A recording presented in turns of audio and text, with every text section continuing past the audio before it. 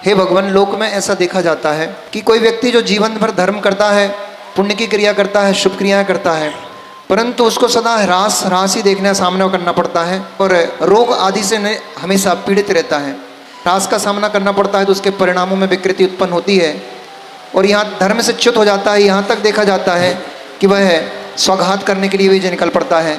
ऐसी स्थिति में उस जीव को क्या करना चाहिए? ओह भव्योत्तम, आपने प्रश्न किया, बहुत अच्छा किया। भगवान की भक्ति करने से कोई भी दरिद्री नहीं हो सकता। जो जीव ने पूर्व कर्म में अशुभ बंद करके आया है, उसके उदय से दीन दीन हो रहा है।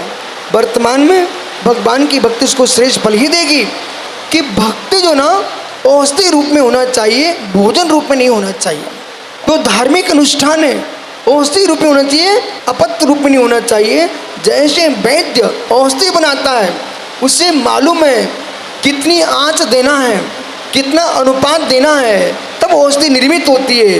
भक्ति में बह करके लोग दिन भर मंदिर में बैठे रहते हैं, बेदरिद्री होना उनको, क्योंकि दिन भर बैठोगे मंदिर में, आप जबाएं भी लोगे, अगड़ाएं भी लोगे, घर की बातें भी करोगे, आपको लगता है मैं मंदिर में बैठा हूँ। मंदिर में मात्र उतने समय आप जब तुम्हारी आस्था और श्रद्धा और मोल लिए हो, इसलिए गुरु के पास पहुँच गए, अपने घर की बातें प्रारंभ कर दिए, दुनिया की व्याख्यान प्रारंभ कर दिए। आपने भक्ति वहाँ की कहाँ पर है? जिनवाणी खोल के बैठे हो और बातें यहाँ की सोच रहे हो, आपने जिनवाणी का दिन किया कहाँ? तो जैसे कि वैद्य औषधि का निर्माण करता है, ऐसे अनुपात में भक्ति होना चाहिए। लंबे समय तक मंदिर में ना बैठे, लंबे समय तक गुरुओं के पास ना बैठे, लंबे समय जिनवाणी खोल के ना बैठे। जब अध्ययन करें तभी खोले भक्ति तुम्हारी, तभी गुरु के पास जाइए।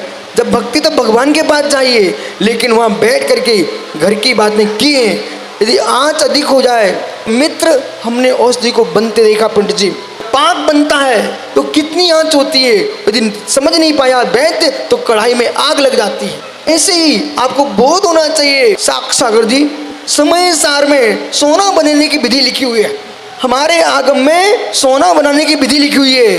अब तिवारी जैसे लोग सोचते गुरु जी अब बंद करो सब, आप वही विधि बताओ जो सोना बनाने की लिखी हुई है।